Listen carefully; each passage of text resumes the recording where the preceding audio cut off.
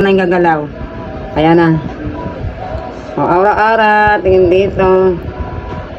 Ayan. Ayan. Didilat. Dilat mo. Ako na yung magaganyan. Smile ka. Ayan. Mamaya ganito rin dapat yung aura mo. Hello guys! Welcome to my MMM Vlogs. At ngayong araw na ito, may bigla ang makeup gig ako. Grabe ang lupit, diba? Wala na dapat akong schedule ngayon pero may humabol. Siyempre, pag bare month, marami pong ganap. Kaya grab lang ng grab dahil malakas po ang kitaan kapag bare month. Anyway, kasama ko nga pala ang aking sister. Nirefer ko po siya dito sa aking client dahil naghahanap po yung aking client ng nails home service. So, naisip ko yung aking sister para kahit papano makatulong din ako mag-share ng blessings. O diba, ang bongga ni client, may nag-hair and makeup na, may gumagawa pa ng fake nails. Ganyan talaga ang buhay, magastos magpaganda.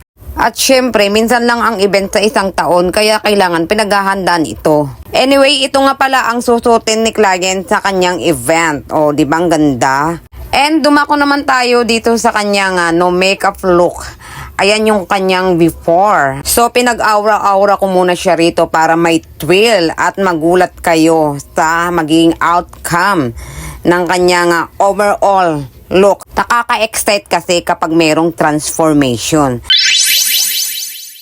Opak, ang ganda. Ang ganda na sana, kaya lang medyo sumablay sa hair. Kasi hindi talaga ito yung plan kong hairstyle niya, pero ganito yung gusto niyang style. So yan, medyo kita yung noo. Nakpan ko na yan ng contour, tinadtad ko, pero kita pa rin kasi sobrang nipis ng hair. But don't worry guys, not bad naman dahil super satisfied naman ang ating client sa kanyang hair and makeup. Tignan nyo guys, itong video na ito, sinend niya sa akin hanggang pag-uwi niya. After ng party niya, medyo nakainom nga raw siya. Wala daw talagang hulas yung kanyang makeup. Walang namumuong makeup kahit napapawisan na siya. Plakado pa raw yung kanyang kilay. Tuwang-tuwa talaga siya.